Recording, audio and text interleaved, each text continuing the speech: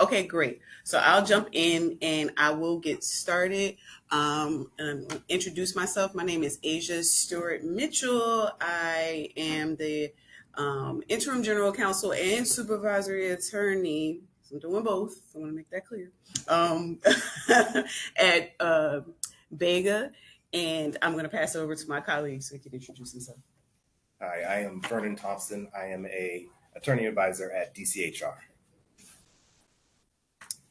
Thank you. So, welcome in, everybody. We appreciate you being here. This is the last session of the day.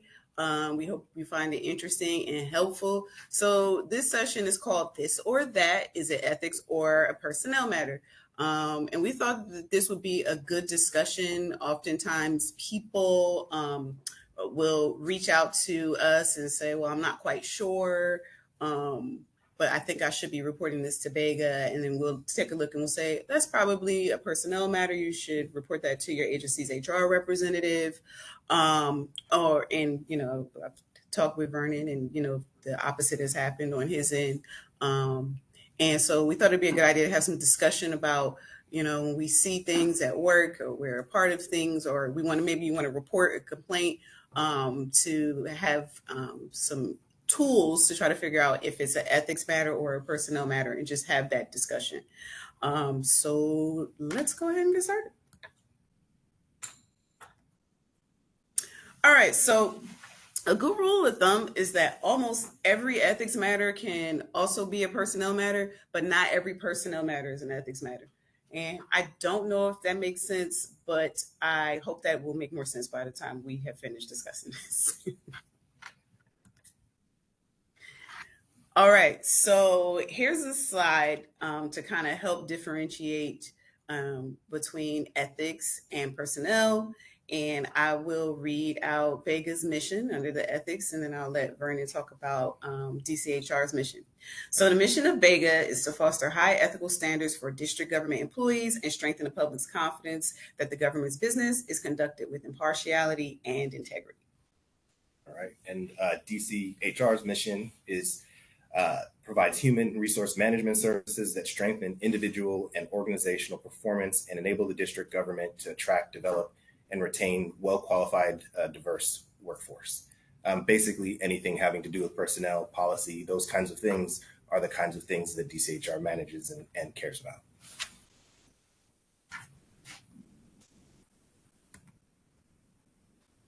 All right, so a little bit more about the ethics stuff. As is the case with many agencies, Vega and DCHR have overlapping missions, and Vega may refer matters to DCHR or advise a potential complainant to contact DCHR instead of filing an ethics complaint. And from the other end, pursuant to the DPM, an agency can take a personal action against an employee based on the findings of an ethics investigation. However, Vega will not investigate an employee for a purely personnel matter.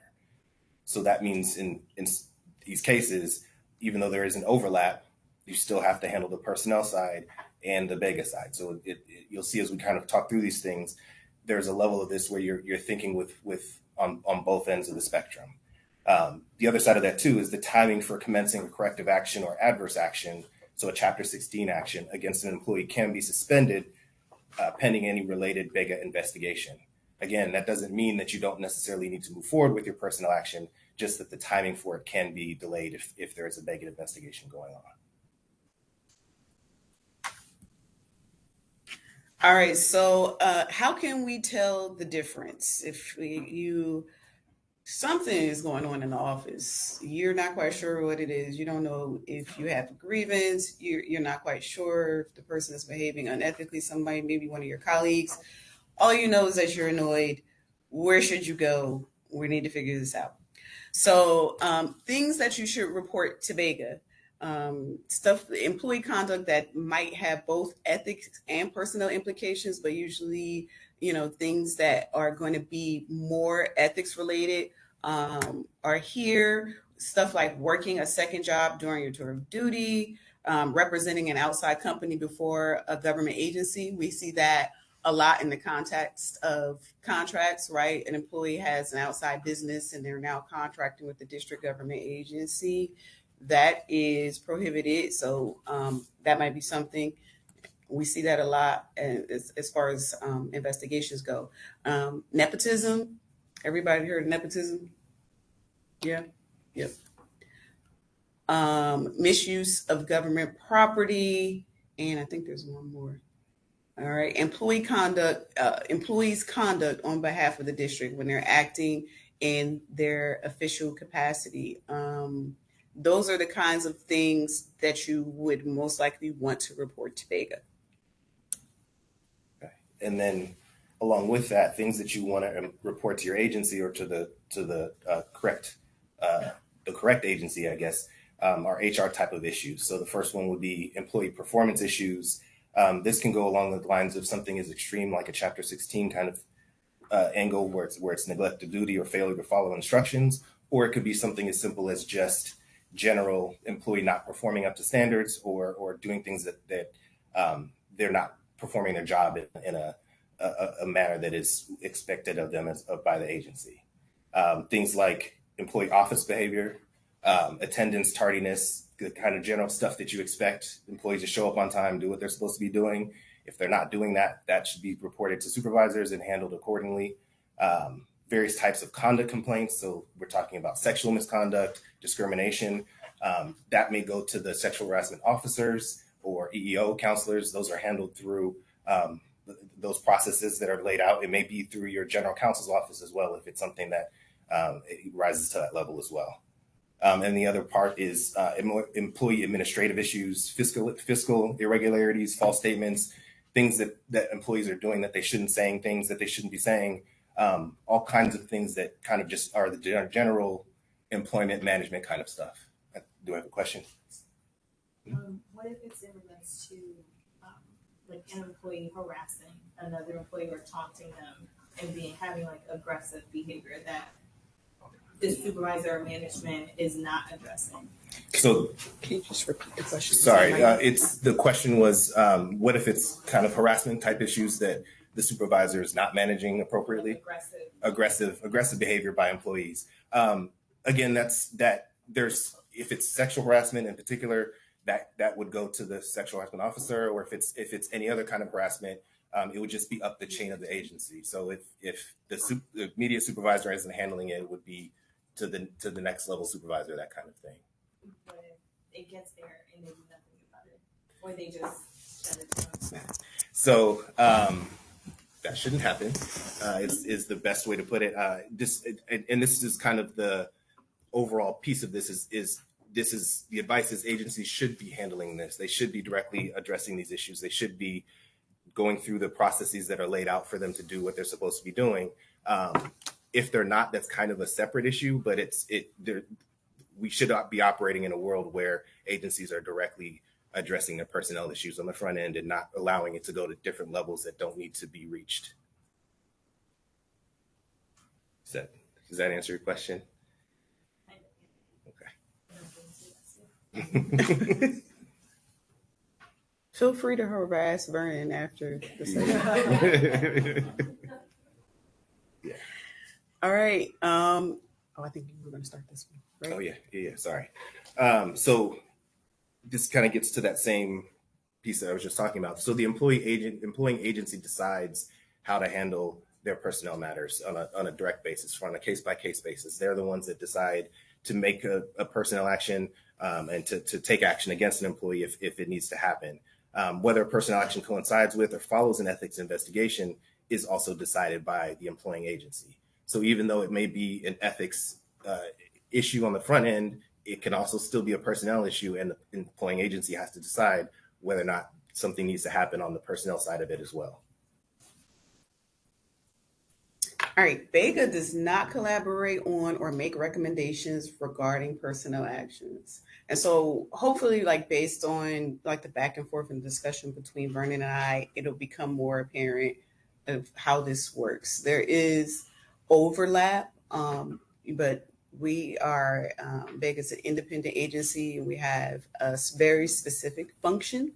And because of the way that the district personnel manual is set up, that a person could face personnel action if they also are investigated by our agency and we reach a disposition, you can take, Vernon talked about Chapter 16, you can take Chapter 16 action against an employee based on a finding from Chapter 18. However, Chapter 18 is just the purview of BEGA. That's where all of our rules are housed. And I know it seems strange because it's inside of the district personnel manual, but we don't have anything to do with personnel matters, if that makes sense. That's right. And on the other side of that, DCHR sometimes refers employees who have ethics complaints that they file as grievances that goes through our employee relations team. They file, we sometimes direct those back to BEGA, because if an employee, for instance, is raising a nepotism issue as a grievance, that just doesn't really fit the grievance process. So that really should start through BEGA. Again, the agency itself may decide the nepotism is also a personnel matter and that needs to be addressed on that end, but it still wouldn't go through the grievance process, which is really to address a situation where there's a violation of the DPM specifically, and then a specific redress that the employee should receive. All right, so we have 4 hypotheticals, and depending on our level of discussion, we probably won't be here that long. So we appreciate your patience for our technical difficulties that we have. So I think we still may end on time. So 4 hypotheticals. We have Ben at DC Health, Jenna at OAH, and then we have Lori and Alfred. They're at whatever agency, and James is at whatever agency you pick, your agency, whatever. And so we just want to have a conversation about these, and, get your feedback. And we have put our answers, but there's a lot of probably, maybe. So it's really a ripe area for discussion. All right, the first hypothetical. Ben is a public health analyst at DC Health. Ben's supervisor placed him on a performance improvement plan because he failed to meet his deadlines 3 times in a row. Ben does not think it's fair that he's on a PIP when 2 of his colleagues missed deadlines as well, but were not placed on PIPs. Ben wants to report his supervisor's unfair practices. Where should he go? So what do you think? I mean, you could really say he should go to Timbuktu, but think of it in the context of ethics and personnel. What do you think? We had someone in the audience in person. She said that he should speak to his HR team. Anybody else? Anything different? Anything additional? We have people online saying DCHR, HR, union, personnel. Okay. It seems ethics. like Somebody says ethics. Oh, that's my favorite. I like when people say opposite things. I'm messy like that. Okay, so majority of us think it's personnel, and we have one contrarian who says it is ethics. Let's see.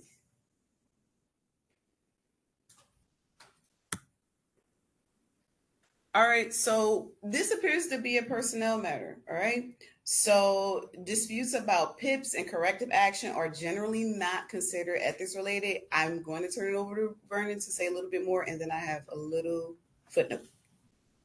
Yeah, so I think all the answers it's personnel, obviously that's correct. And the places it should be reported as well. I will say Chapter 14 of the DPM handles the performance management program. So the PIP program and the PIP process is laid out in there as well. So that would be the guiding factor for this. But yes, it is an HR matter, it's a personnel matter, and it should be reported through that process. Now, my little footnote is, with that being said, I want to just give a shout out to my contrarian that said ethics, because as an ethics attorney, and I do ethics stuff all day, I can, looking into this, I could say that there's a potential that Ben's supervisor maybe could potentially give him preferential treatment to these other folks, right? Like if you have 3 trash employees and you're only punishing 1, why is that? Do you like the other employees more? And in the code of conduct, it does require that we do our job in an impartial manner and not give preferential treatment, okay? So would BEGA wade into this issue? Probably not.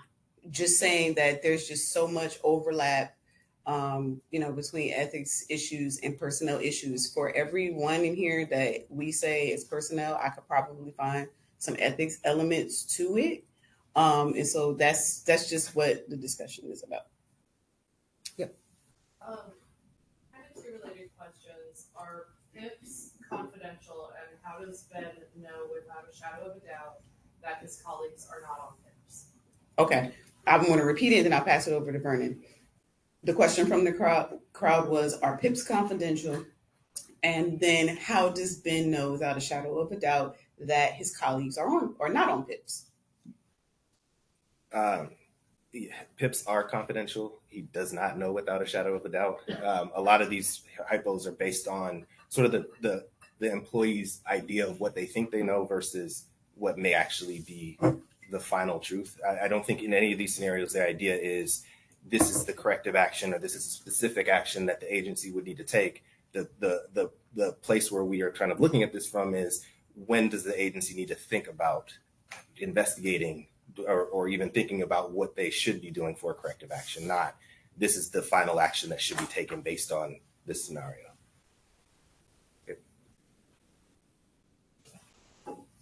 Any other questions about Ben and Ben's supervisor? I would also like to think that the accountability part of Vega means that you're going to be focusing more on this financial damage, down to the government. Yeah. That's where the accountability comes. Whether this is more qualitative, right? This is more, it's ethical, but there may be some, but it's going to be harder for you to measure whether there's something there, some damage to the government. Absolutely. Yeah. Yeah. And his comment was that Vega would be more focused on matters that financially impact the district.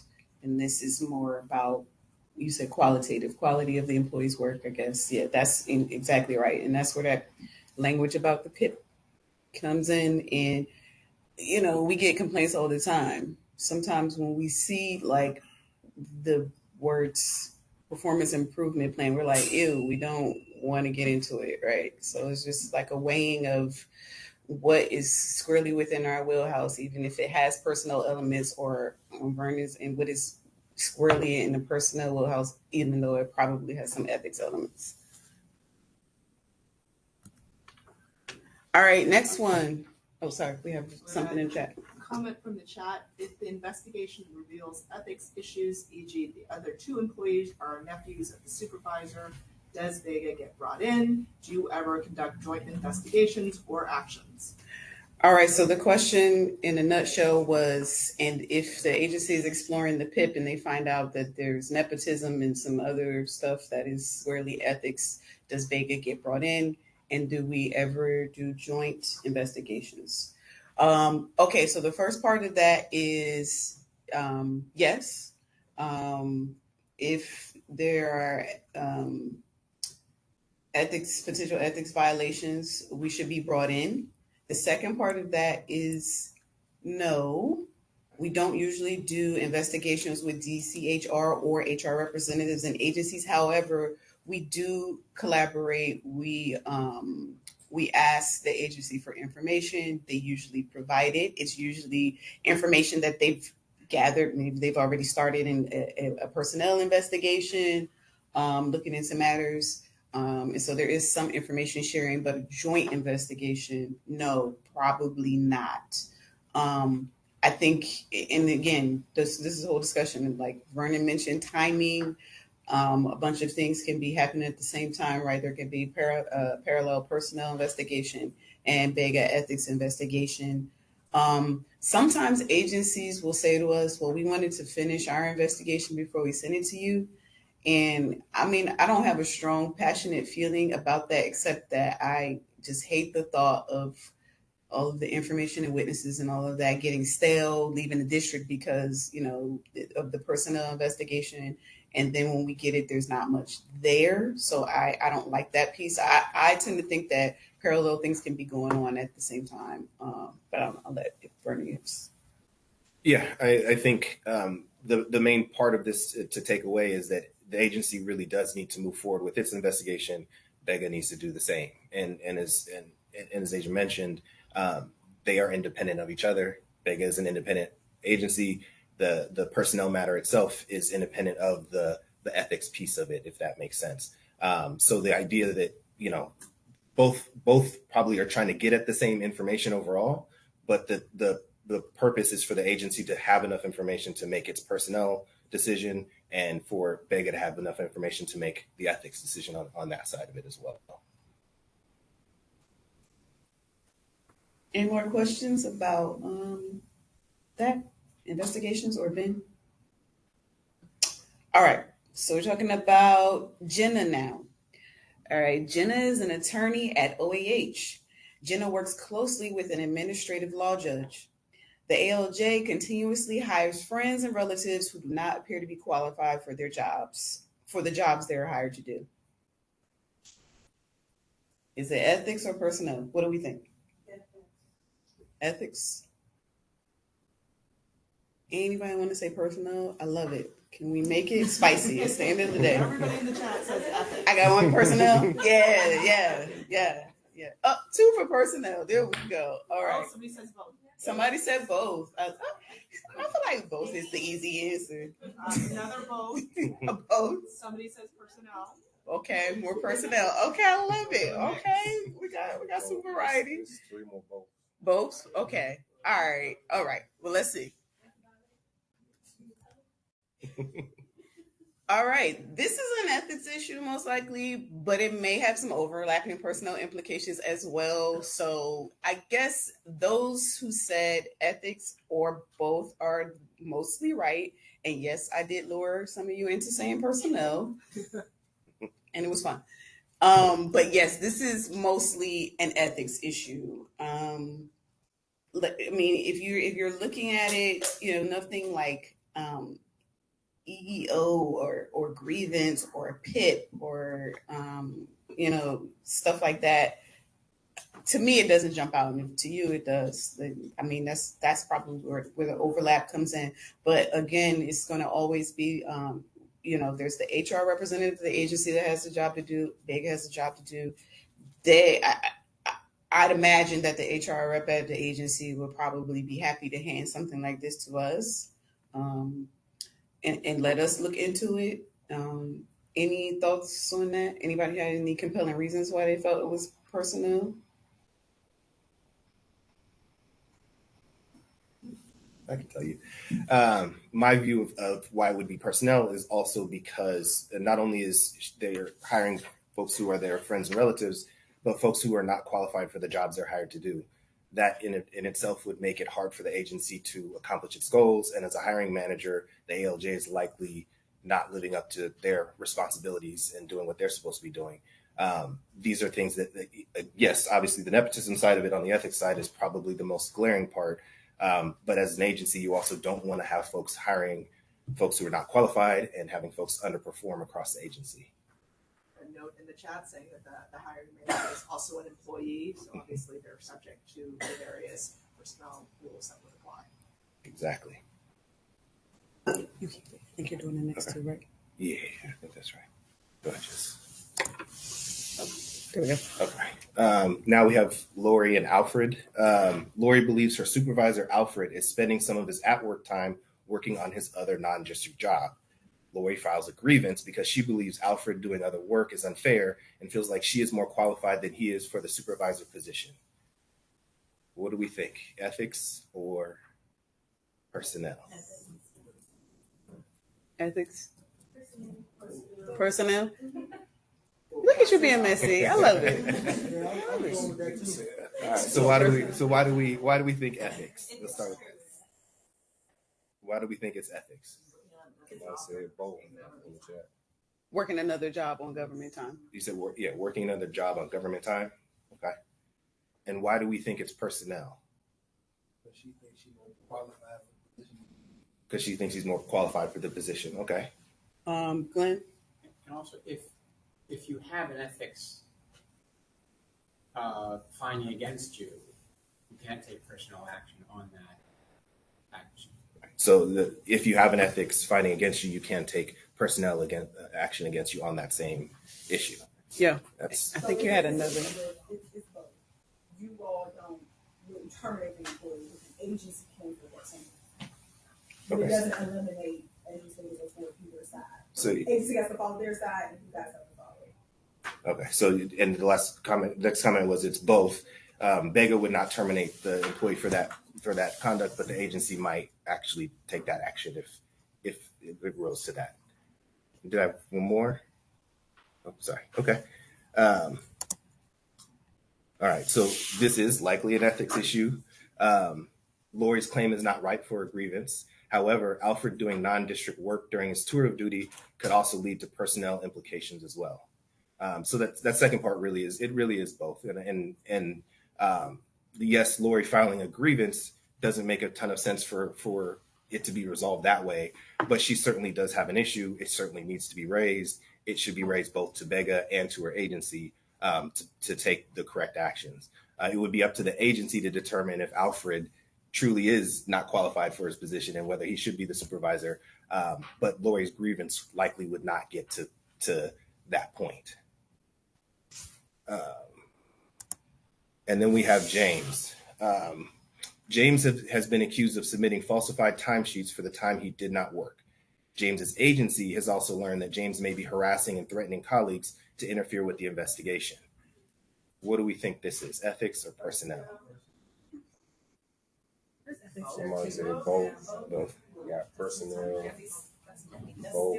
Oh, a lot of boats. Okay. Okay. Why do we think it's an ethics issue? Okay. False information, getting money he's not working for. Okay. You can also quantify monetary wise because he's actually stealing time. Right. So you can quantify the amount of money he's stealing from the district, right? By the time he's not working and saying he is. Okay. So ethics or personnel. This is primarily personnel. James's conduct is, if found to be true, would likely require a personnel action to resolve. Especially the important part here too is harassing his colleagues, stealing from the district, saying he's working time that he's not. Those are issues that need to be addressed and not in a delayed fashion. Obviously, if he's doing things in a way that's allowing him to get away with stealing time, but also harassing his fellow employees, he's likely not going to be somebody that you want to be continuing to be in the office with other employees and having the opportunity to continue to do things he shouldn't be doing. If you were to wait for an ethics action to finalize, you would probably run into some issues with him continuing to do things he shouldn't be doing. Now, what if we change the hypo? This is still James.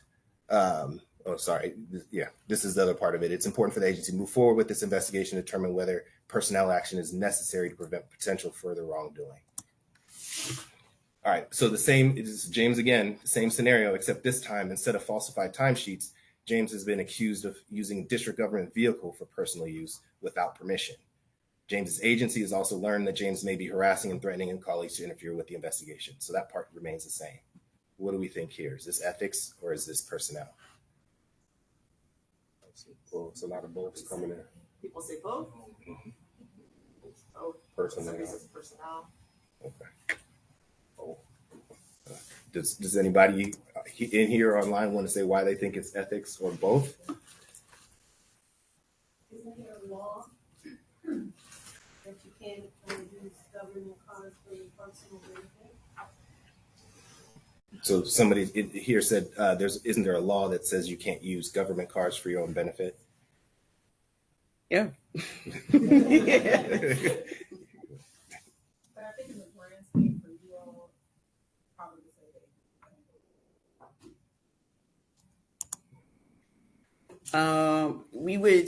we would take on this. We do a lot of fleet share cases. So in the first scenario, the falsified timesheets as far as the ethics piece, that's a maybe.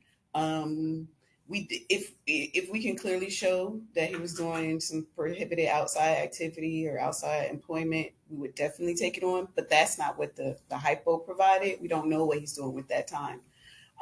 We sometimes take on those cases. We could do it under Section 1808, which is just like a general use of misuse of government resources, using it for other than authorized activity. It's a baby, and I think it depends on the circumstance, and we would probably be looking for context and facts that would push us one way or another. In the first hypo, the harassing behavior, we'd probably say, that's for, that's probably a personnel thing. So maybe that might push us to that this should be a personnel matter. And also, as Vernon said, the agency is really incentivized to stop this behavior, right? To stop the waste of district government funds. And they can do something immediately, and ethics investigations are not immediate. And so there's that. With regard to the vehicle, though, that we take on those a lot, and we had one of you all mentioned that we can quantify.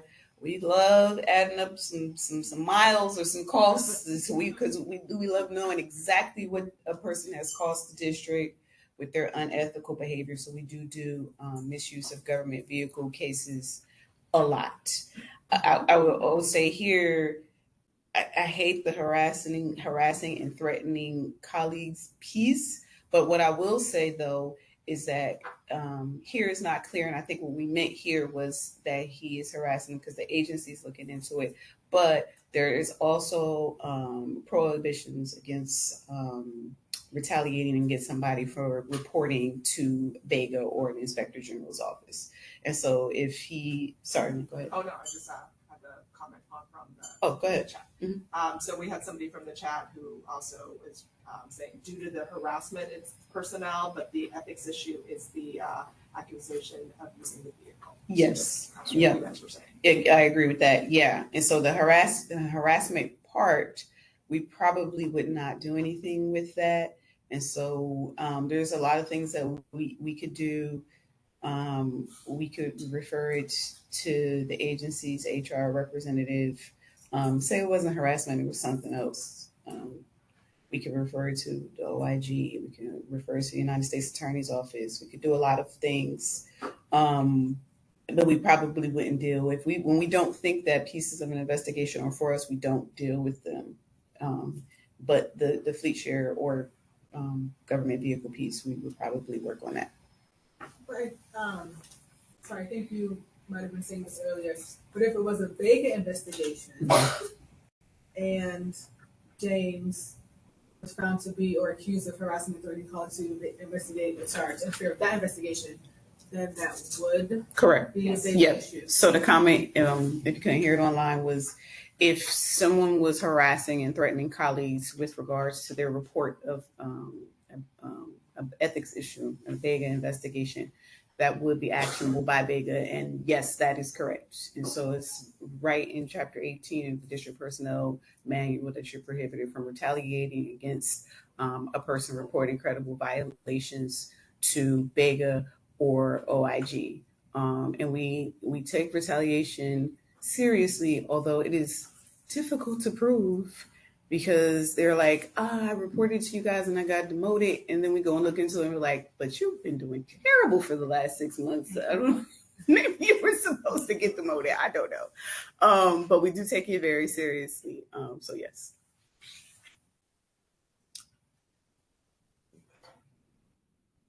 Hey. Yeah. Get you out of here early. Okay, questions. Glenn, go ahead. I get from the perspective or practical perspective of the ethics officer who doesn't have any authority with a personnel action, can't advise on a personnel action. Yep. What would you advise in any of these scenarios? Would you just say, here's Vega, or go to both places? Okay, so the question is, if someone is an ethics officer, and what do we advise an ethics officer to do in any of these scenarios, and they don't have any authority in a personnel action? I would say there's nothing wrong with contacting both, right? Referring it to the agency's HR representative and to Vega. Absolutely nothing wrong with that. And so, again, the agency will perform their function, and Vega will perform hours. And if when the agency's like far down the road doing an investigation, if they have like an investigative report or something like that, that's great for us.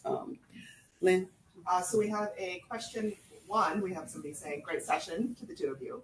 But also we have a comment from somebody asking a question. An employee takes sick days. During his sick days, works another job in the evening outside his tour of duty. A violation? Personnel matter, making incorrect entry on an official record. Is this an ethics matter as well? So 2 questions for you two. Well, let me ask for some clarity. So he's sick, but only during the morning and afternoon. He's supposed to be working, and then he's better in the evening. Is that what we're saying? Well, he takes sick days. During his sick days, works another job in the evening. But his the tour of duty. outside the tour of duty, Outside but the tour of on the duty. sick day. I'm gonna get this to Vernon because it's getting personnel vibes. Yeah, that's a complicated one. What I would say is if the job was something that he could hold without the district job, if for instance, if the job only ever falls outside of the hours of the district and there's no sort of actual conflict between his district job and the separate job, it probably is not an actual personnel matter. I think if you're really asking on the personnel side, is he sort of lying about his sick day? That part of it, I don't know that just working your second job and not working your first job is evidence of that. Depends on what the sickness is. There's going to be a ton of facts that are really gonna matter for that. That's somebody's supervisor that's trying to. Second part of that question, Asia, I think was for you. Personnel matter, making incorrect entry on an official record. Is this an ethics matter? It depends. Making a false. It says incorrect entry on an official record. Making an incorrect entry on an official record. Incorrect, to me, there's room to question the intent. Did they mean to do that? We got a supervisory investigator cook back there. Like, do we have time for that, Ron? I don't think we have time for that at all. Somebody potentially made a mistake on the timesheet. One time, like, no, but maybe we get the timesheets and we can prove some sort of pattern, right? That amounts to a misuse of government resources. Maybe that's something we get involved in. But the way that it was phrased, there is room to question whether or not they meant to do that and what was going on there. So I don't think we would be into that. Any more questions? So I may have missed this, but if there's something that comes to you as a personnel issue, Vega refers that to DCHR and vice versa, or I know you guys don't conduct joint investigations. To make that clear, but you guys do referrals. So yeah, we would refer something to DCHR if it had to do with DCHR employees. We would probably refer to the back to the agency, to the HR representative, or potentially, like, sometimes if the agency refers something to us, we might refer it back to the complainant, which a lot of times it's like the general counsel or somebody in management or something like that, and point out to them we think that these are personnel matters or whatever that we're not going to deal with. But I don't think that, I don't know. In recent history, I don't remember us referring something from an agency that wasn't DCHR to DCHR. Got it. And that's the same from the other end as well. For most things, unless it's a very specific DCHR specific issue, we probably wouldn't know about it if it's an agency issue. So it would be up to the agency to refer that to Vega for those types of issues. With all these discussions about falsifying documents, falsifying records, all that jazz, do the Vega policies also apply to contractors and or grantees? No. Contractors are not considered employees for purposes of the code of conduct. They don't meet the definition. And I don't know if you noticed this, but employers are very serious about the definition of an employee and making sure that contractors are not included in that definition. So no, contractors are not under our jurisdiction. But just generally the piece about like false statements and stuff like that. We wouldn't do a lot with that. We wouldn't. It's not framed like that when we investigate somebody for submitting timesheets when we can prove that they've not done what they're representing on their timesheet. It's usually going to be a misuse of government resources for us. There might be some other stuff in the code of conduct that we could apply, but it's not framed as false statements. Any other questions? We have 6 minutes. On that contractor point, even if it may not be a Vega issue, we might say refer to OIG, Yeah. fraud, waste, and abuse, right? So Yeah. if it comes to us and we say that's not really a code of conduct violation, contractors aren't subject to the code of conduct, but it is a potential fraud, waste, and abuse issue, then that could go over. Yep. Questions? Any more questions? All right. Well, thank you. I hope that was helpful. I hope we didn't just make it way more confusing. Like now, ethics and personnel is the same thing. I don't know. But I hope that was helpful. We appreciate you being here, and thank you for your patience with regard to all of the tech issues at the beginning. Tomorrow, we will start to hear from Vega's Office of Open Government. It's going to be all open meetings and FOIA stuff tomorrow. And so the first half of tomorrow will be here on the 5th floor conference space. And there's going to be 2 sessions in person here, and then there'll be 2 virtual sessions in the afternoon tomorrow. And then Friday, we're going to end with a short day. We're going to have, if you're an attorney, it's going to be legal ethics for government attorneys, and you can get continued legal education credit for attending that. And that's going to be 100% virtual. And then we're going to have a fireside chat about outside employment and ethics implications of misusing paid family leave and FMLA and all of that. So interesting rest of the week, and we appreciate you all being here. Thank you.